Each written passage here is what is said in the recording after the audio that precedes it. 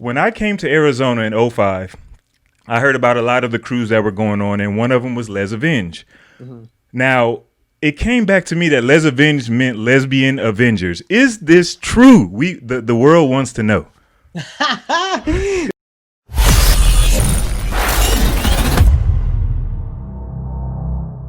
Salute to the subscribers, those that live beyond the Cypher. I'm your host, Illskillz. If you're new to the channel, please hit the like and subscribe button. Don't cost you nothing. Today in the studio for episode 7, we have documentarian, activist, Dalai Lama's homeboy, 4-time Emmy winner. But before any of that, Bboy Krillan, Les Avenge, Tucson, AZ. What up, Krillan? How you doing, man? How you doing, man? Good to thank you for having me. I feel like people haven't called me that for a minute, but I appreciate it. When I hear people say it, I'm like, oh yeah, that was a thing that people used to call me. It was dope.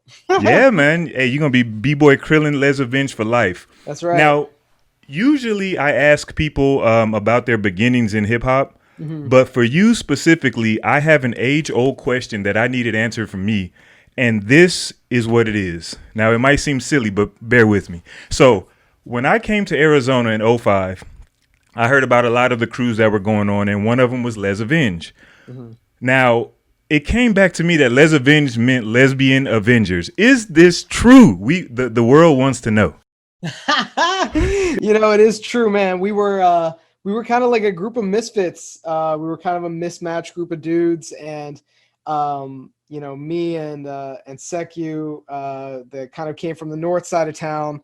We were just like gelling on names, and Jesus and Tim that came from the south side. They were like, no, like they were more in that kind of like that school of like, you just pick a name that's not serious, and it's not like you don't take yourself too seriously. So we were at this bookstore in downtown Tucson, and we saw this like logo, and it was a bomb with like an old school bomb with a little fuse, and around it said the Lesbian Avengers. And I was like, this is just absurd enough that it'll just work for us as a name.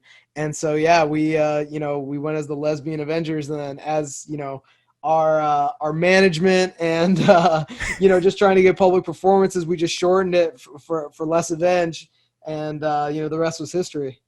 No doubt, man. I can now die in peace because I know what it was all about. Cool, man. Cool. So now we can get to the more traditional opening. So how did you get into hip hop? Oh man. I have an older brother. I grew up, I was born in Philadelphia, and I was, kind of coming of age, starting to kind of listen to my brother's music in the late 80s. And also just the amazing radio that was coming out of Philadelphia. My brother used to make mixtapes just from stuff that was on the radio, and started really getting very heavy into early Tribe Called Quest. First real kind of I think the real first album I actually ever bought with my own money was Digital Underground, Sons of the Pete. There you go. Classic. So yeah, it was a classic. But initially kind of like that East Coast hip hop, Wu Tang, Tribe, and kind of De La was kind of the foundational music that I started listening to. And in the late 90s, after I had moved to Arizona, I'd always been into dance as a kid. I was obsessed with Michael Jackson, but never really touched or been exposed to b-boying until the late 90s. In about 1998, a friend of mine, his brother started breaking, and started having, had videos at that point. Like, you could go to Mr. Rags in the mall. Did they have, where did you come Mr. from before Rags. Arizona?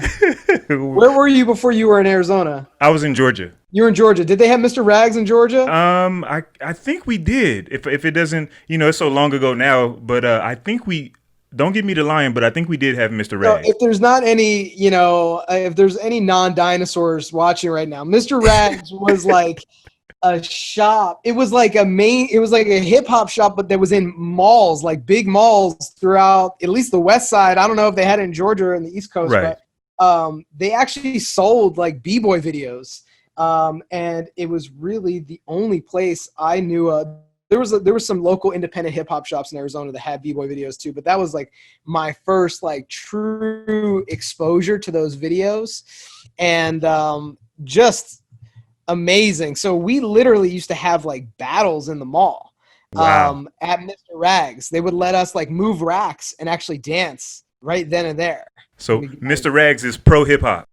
Mr. Rags is pro hip hop. I don't know how did we get to Mr. Rags? I'm sorry, I got sidetracked. Oh, you were just talking about your beginnings, but one thing I want to touch on is like it's funny when you mention like coming in through with Wu Tang Tribe and so on and so forth, because those are some of the similar people that I came. You know what I'm saying? I'm a little bit. How old are you? I'm 35. Okay, so I'm a little bit older than you. So I was like already in high school when like Wu Tang and stuff started coming out. But I remember just having an infatuation with ODB. Like I was ODB in ninth grade. You know what I'm saying? And as a matter of fact, anybody who has seen me personally, I have another gold grill. So this is the white gold. I have a yellow gold grill that's actually inspired by the ODB Brooklyn Zoo video. Mm. So yeah, if you see that grill with the fangs and everything, that's where it comes from, is the ODB Brooklyn Zoo video. Word, man. So yeah, I mean, like that was just the initial obsession with hip hop was really there. And then once I saw, I was never like very into drawing. Like some of my friends were like into writing, graffiti stuff. I was never tuned to that. I never really tried to rap. Nobody around me was ever trying to rap. And I was always a dance kid growing up, and so when, I was actually exposed to somebody who's starting to learn how to break, that was it. I was like, all right, well, if we just hang out for like 4 or 5 times a week, then I could start this thing off. And, the rest was, took me down a long rabbit hole. Right. So, so you said you were born in Philly, correct? Mm-hmm. Now you moved to Tucson in the late 90s. Yeah. How did you end up in Tucson from Philly? Yeah, well, my dad was a physician, and he just did not want to practice medicine his whole life. He set like a goal. He's like, I'm gonna retire by 55, and he did it. By 53, my dad was like, all right, we're cutting our expenses. We're going somewhere where you can just like just chill, and we moved to Tucson. So that was that. Right. Now, I got to come clean on another thing. When I first met you back in the day, I thought you were either Latino or just white. But turns out you're actually Iranian. Yeah. Which I don't know if that's classified as white in America. But what is it like being an Iranian Muslim B-boy in Tucson, Arizona, of all places? Yeah, man. It was fun, just like kind of discovering yourself. And Tucson is such like a dope kind of like coalescing of different cultures. And I just felt like myself kind of like a global citizen, you know what I'm saying? Like I didn't see myself as, being like, oh, well, there's these Latino kids and there's these, these white people that I kind of more or less was living around.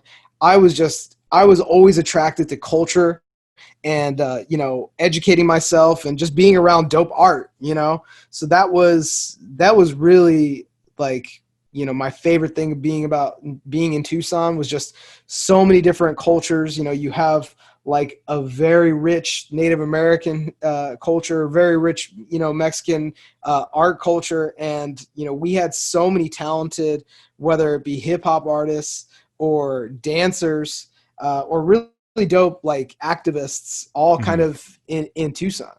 Right. And before we get too far beyond the Cypher, I do want to ask you, because, Les Avenge has been around for quite a while now. And from my end, pretty much everybody's OGs. There's no young Les Avenge generation, is there? No, not right now. As far as I know, like our youngest members, is like Rock, which he's I think he's out of Seattle now. So like everybody's basically, grown up, and some of Jesus still gets down. I know a lot in Tucson. A lot of us Yeah. moved away from Tucson for employment and family reasons and stuff like Right. that. So it's kind of we've kind of spread out. Right. So my question would be, where does Les Avenge fit into the Arizona breaking story? Like if somebody was going to do an Arizona documentary on breaking, where do you see you guys fitting in? Man, so we were like, there was a crew in Arizona called Floor Rockers in Tucson. So they were like an extension, in some ways, like stylistically to Styles crew from Phoenix, and they were kind of like that foundational, bedrock. You know what I'm saying? Like very traditional b-boy flavor, and Les Avenge was very much more attracted to kind of like the Sour Patch vibe. There was a crew back in the day. They came up young. They were younger than Sour Patch, slick on the monkey bars. That we were very, which like Giovanni and Paranoid Android come all from that squad, and we were like very much like more attracted to that like weird vibe. You know what I'm saying? And we had been kind of coming up in that environment and kind of getting down with both sides in some ways. So we were kind of like a mixture of those two vibes, and we kind of came out as the weirdos in Tucson. We're like the counterculture b-boys. So that's Right. kind of, I feel like, where we fit. We were very much interested in like the housing vibe, like the kind of more freestyle dance than foundation and like top rock and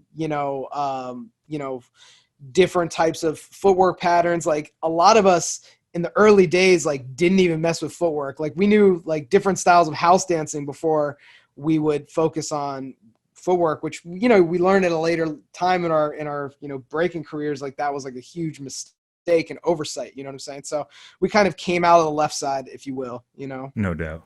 No doubt.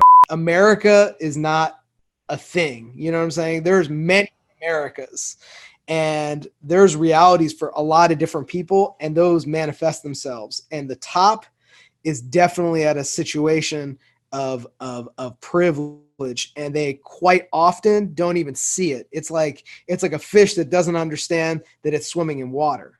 Wow.